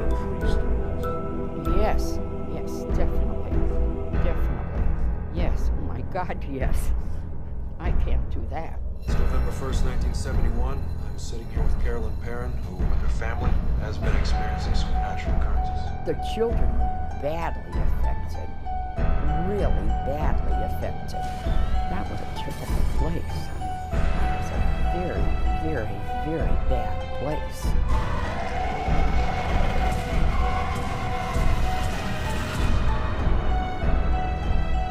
It's not easy. It's not easy, you know. You know, you see things, you experience things. It's more comfortable now. It's a lot more comfortable for me. Music stopped. They're standing behind you.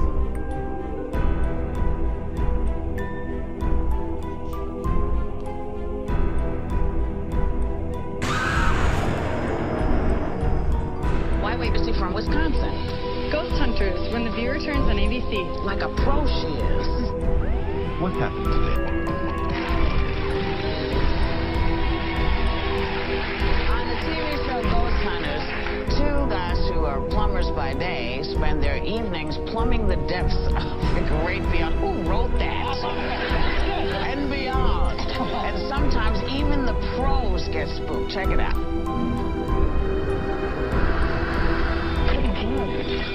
Go in this room right here. What? Oh my gosh, that freaking made me about crap my pants. What'd you see? I just saw a face. Oh my gosh, that scared the crap out of me. Oh my gosh. You see anything? No, I was facing the other way. I shined the light through the window, and when I did that, I saw a face staring back at me. Please welcome my friends Jason Hawes and Grant Wilson, the Ghost Hunters.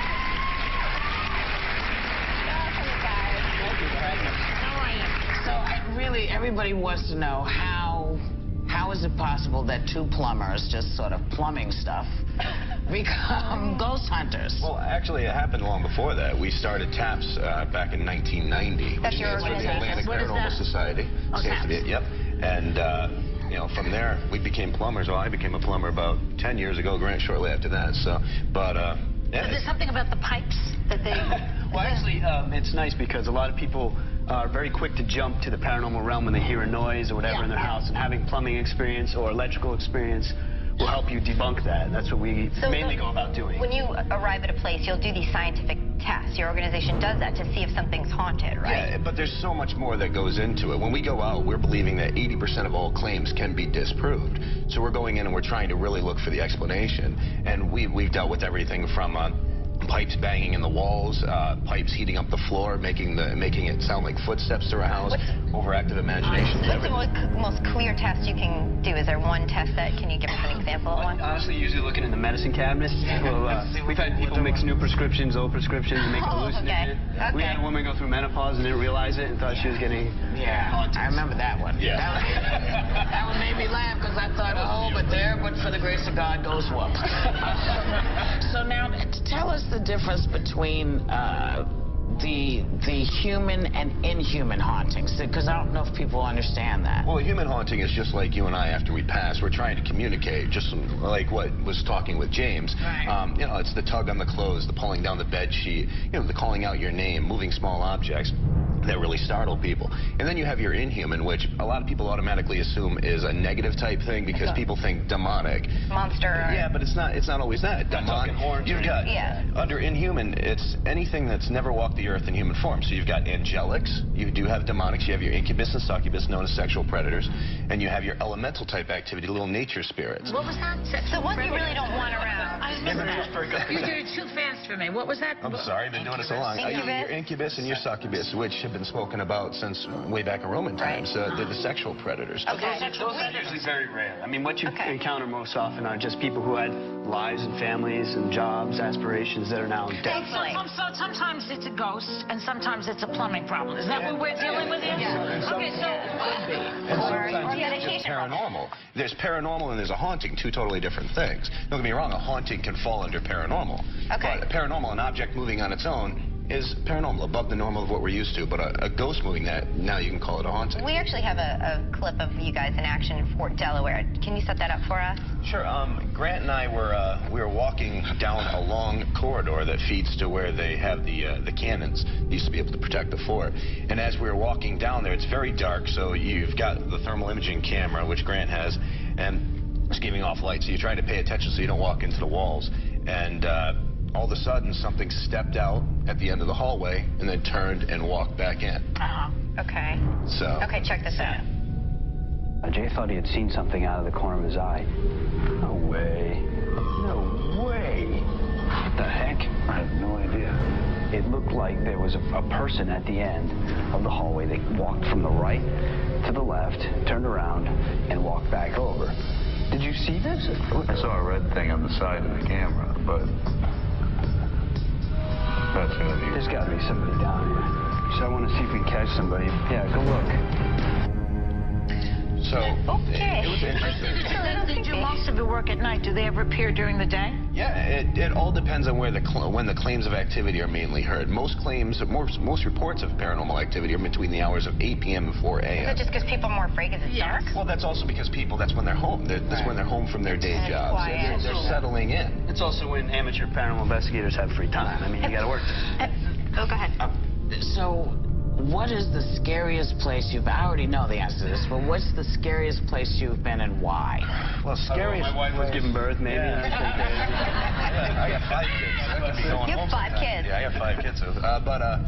You know, honestly, I don't look at places as scary. The scariest things we've dealt with have to be the homeowners. Oh, yeah. Because you never know whose house you're walking into. We've walked into... Exactly. We walked into a nice little old lady's house Yeah, the ghosts are fine. who totally forgot she invited us in 20 minutes later and came chasing after us with a frying pan.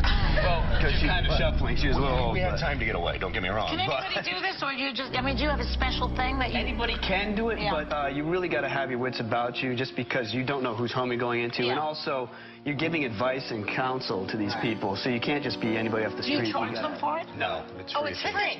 Yeah, we don't charge people. Because the rich, the poor, everybody has these problems. So by us charging, we're only helping the people who can afford us. If someone breaks in your home, you can call the police. You know, if your house catches on fire, you call the fire department. Who are you going to call? Who you gonna call? Yeah, right. So listen, you can catch the Ghost Hunters Wednesday nights on the Sci-Fi Channel. Check it out. It will scare you at night. I'm not fooling around. It will scare you. And we'll be right back.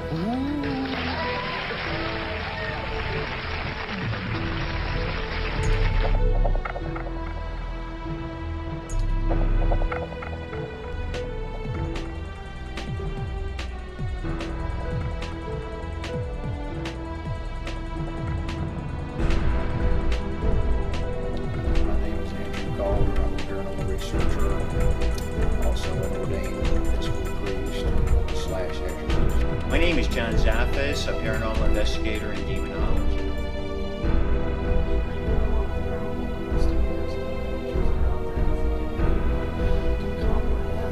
The dangers that exist on the spiritual level. I think not, because most of them see it as like, this is cool, fun, and there's so many ghost shows out there now that like, well, it's mom and pop type ghost, which is a little term I've coined. You know, like, oh, it's a spirit running through the house and stuff like this. Sometimes that's the case, but sometimes there may be something else in the background waiting for you. And due to a lot of these shows, they accept it as like, it's okay, so many people's doing it.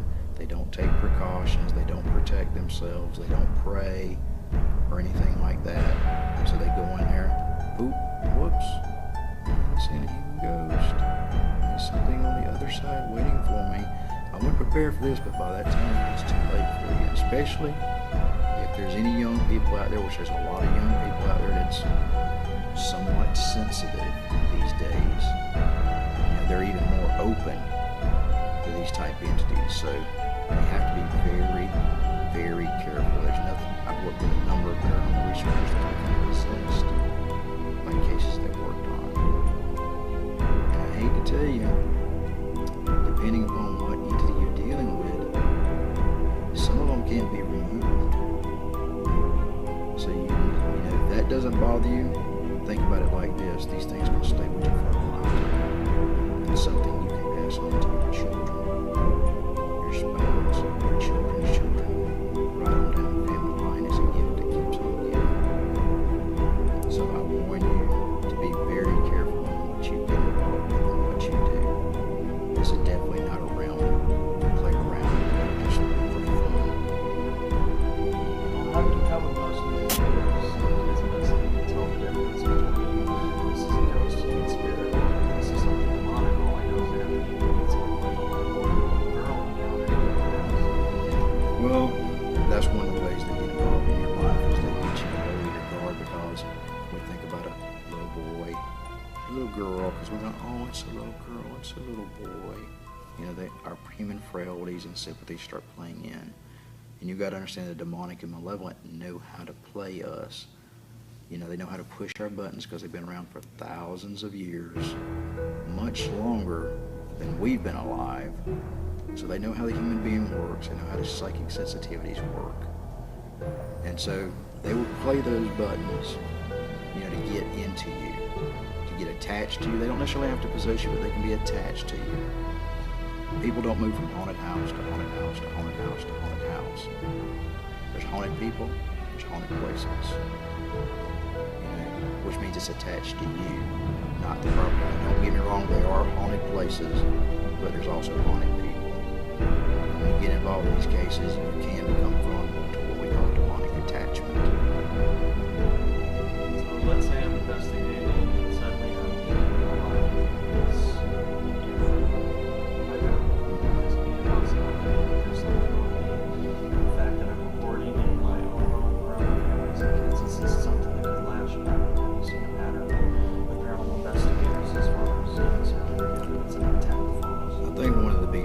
Is obsession. People get obsessed with doing these like EVPs, you know, Ouija board seances, anything that, you know, opens the doorway up. They get obsessed with it, and therein lies the problem. You know, it's something fun, it's cool. You've got otherworldly things talking to you, you know, wanting to communicate, giving you information and knowledge that nobody else knows. You know, so you start doing it all day long. You start cutting yourself off from friends, neighbors, relatives, your outside sources. You don't go to church. You don't talk to other positive people. You start just listening to these things all the time. You know, I've seen people do them, you know, 12 hours a day, just sitting around doing nothing but EVPs and different types of communication. So it opens up. What it does is open you up. You know, it subverts your free will. You think it's innocent because it's something that's promoted, you know, on TV and the mainstream and everything else. You know, these people that usually do it that way know what they're doing. Just because you pick up a book or watch a TV show doesn't make you an expert on doing this. You know, I recommend your faith. Your faith is going to be your #1 tool. Most people never do any type of prayer, protection, or anything before they do EVPs or things of that nature. You know, even I am involved in the paranormal world with a lot of people. You know, I always recommend to them that we do some prayer before we get started with this as part of the protection process. And we end with the prayer as a protection process. You know, to stop anything from beginning and to cut off anything that's trying to attach. It's kind of a back-end type deal. So EVPs can be dangerous. They can be. Investigators.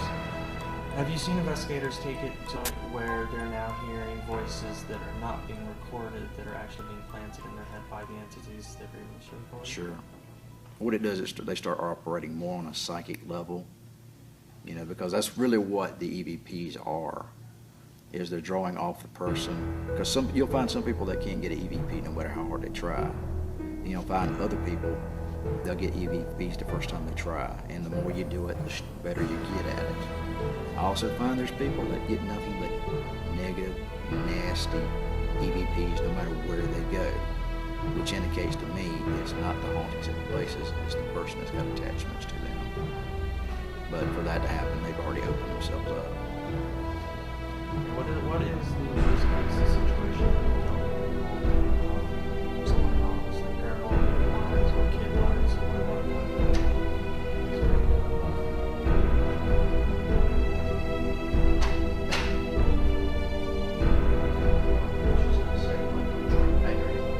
This was episode 10. Doing good. You want to introduce yourself? John Zaffis, paranormal researcher and demonologist. And how many years have you been involved in this? 36 years. What would your recommendation be for living with kids who are coming into the paranormal, watching these TV shows and adventures?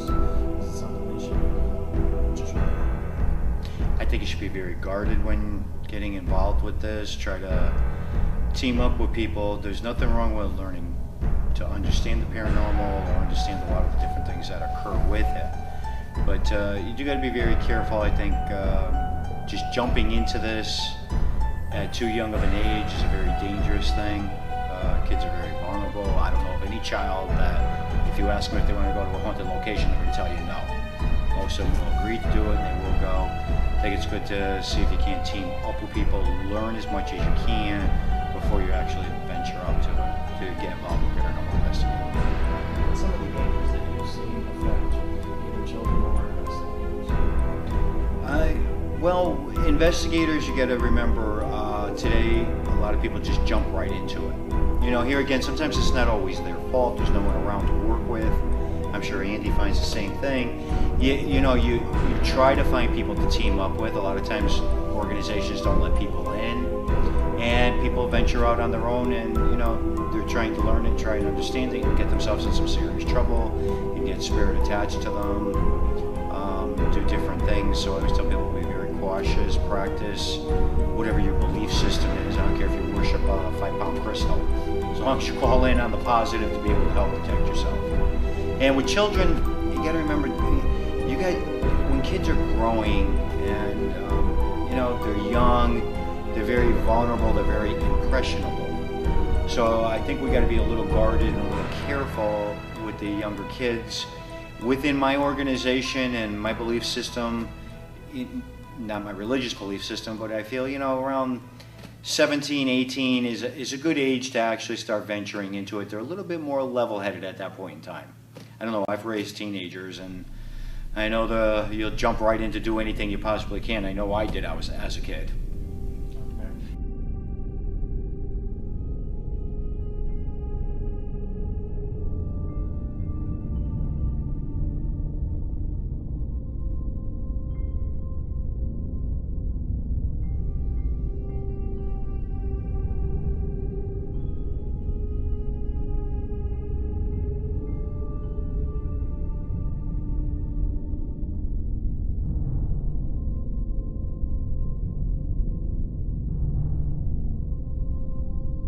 Give us a sign that you want to communicate with us. What are you guys? Well, we've been called ghost hunters, paranormal researchers. But we prefer to be known simply as Ed and Lorraine Warren. I'm Lorraine Warren, and this is my home. We've lived here, I guess about 40 years now. This is where everything started. Everything started about our work. Something awful happened here, Ed. What is it? Whatever Lorraine sees, feels, touches, it takes a toll on her. A little piece each time. It's been quite a career, and I'm still involved. I'm still involved with hauntings, in helping people get through. It's a very delicate thing with certain people because they're very terrified and very frightened. But there's a lot of people that don't believe. You have a lot of spirits in here, but there's one that I'm most worried about because it is so hateful. Okay, so let's go in. I'll show you the house. There's a lot of pictures of us in the house. Here's one of the pictures of Ed and I. You guys were inseparable. Oh, yeah. Yeah, we were. We didn't do anything without one another. Here, in probably one of the most haunted places in the world because of the things that are in here. Everything in here has been taken from some place where people are either killed or maimed or so many ways. So it's tragic for me, you know, to even go in. People are very, very interested in the museum. And there's some people that are afraid to even go in. Right here is a conjuring mirror. Everything and anything in here we have investigated. Don't ever touch anything. And if you do, let me know. This is the worst thing in here. Is that doll. I'm not gonna stare at it though. So I'm gonna take the picture, but I'm not gonna stare at it because that is done badly, bad harm on a lot of people. You have to conjure the spirits in order to get it. You know, you're not gonna get it by just walking around here. And that's the one that's really. Yes, it is. That's the Annabelle doll. Yes.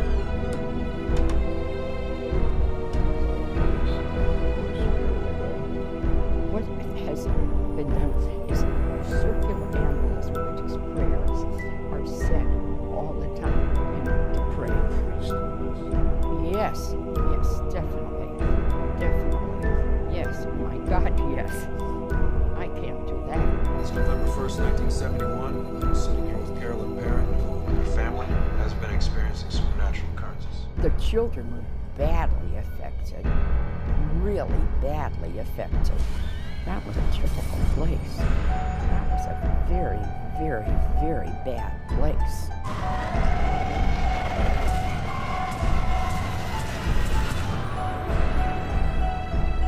It's not easy. It's not easy, you know. You know, you see things and experience things. It's more comfortable now. It's a lot more comfortable for me.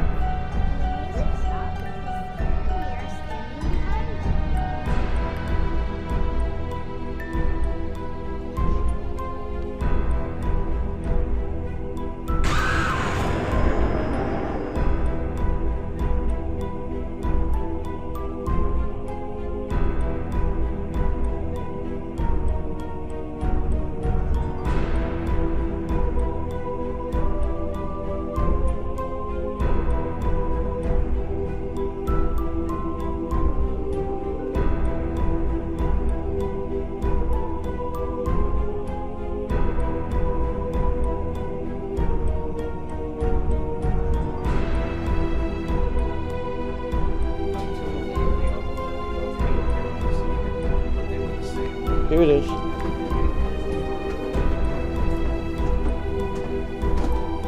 This is where it goes. What happened here was everyone was found dead right there. And her head was smashed, unrecognizable. What I'm gonna do. Gary, let me stop you right there.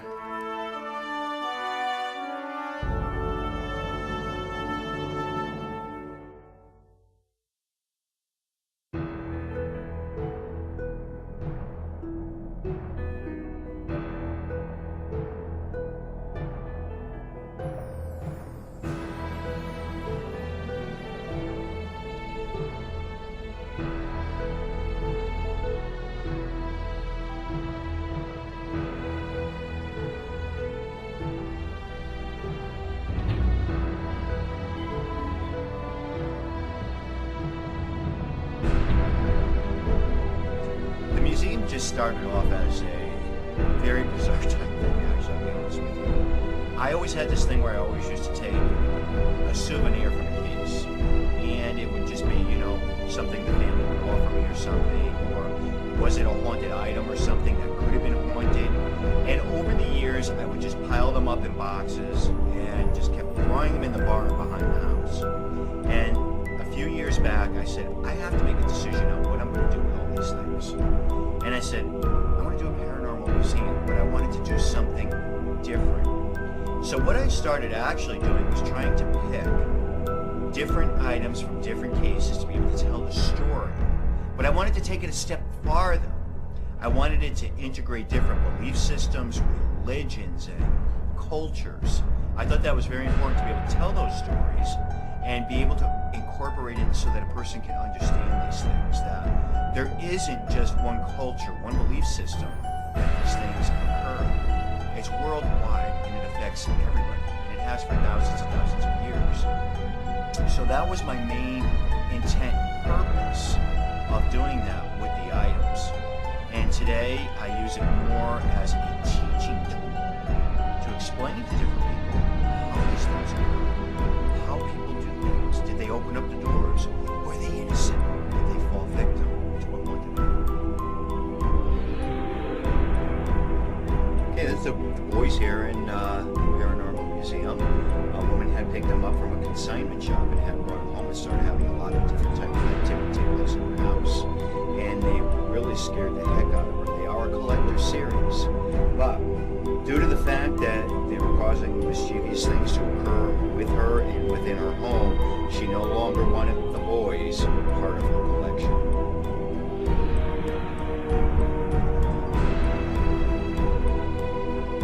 Simon here belonged to a little child. The child kept claiming that the spirit was communicating back and forth with him. Finally, what convinced the mother that Simon did have something with it, the child was sitting across the room, and this was on the other side, and she seen the mouth going up and down. Well, at that point, the mother got so panic-stricken, she actually picked up this ventriloquist and actually threw it outside.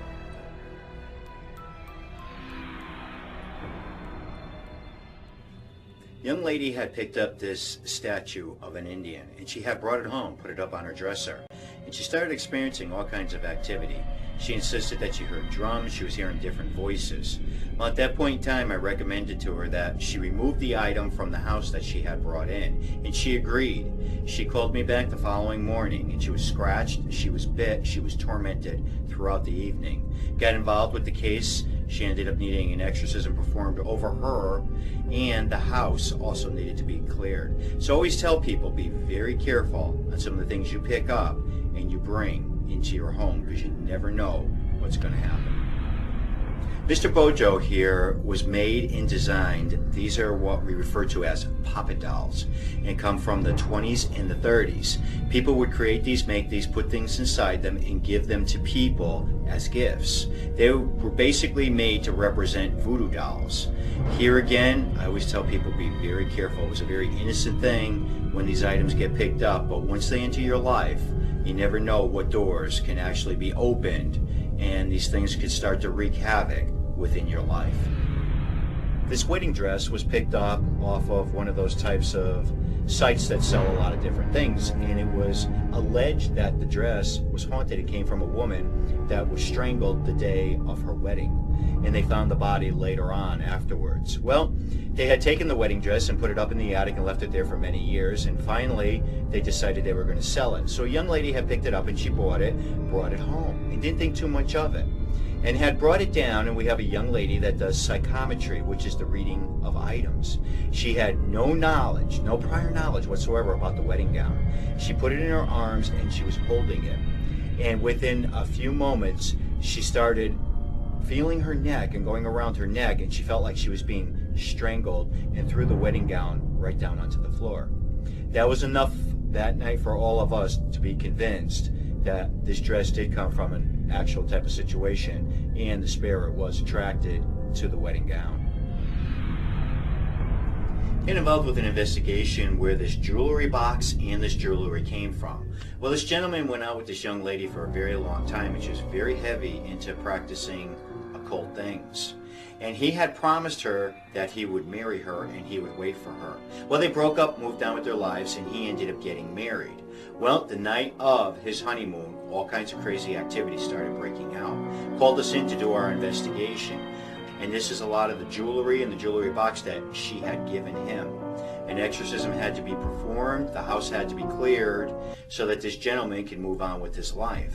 And today, all those items remain here in the Paranormal Museum. This old pump organ here was picked up by a gentleman that restored them. Well, he had received it. He went out one night after dinner to go work on one of the other projects. He opened up the door to his workshop and he looked over at this organ. He'd seen a beautiful blonde woman with a long white gown on standing right near it.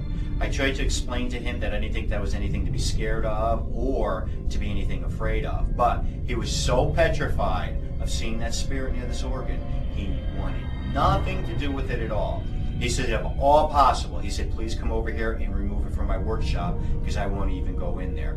Today, the organ's been here in the museum. Have I ever seen that gorgeous blonde with the long white gown on? Not to this day.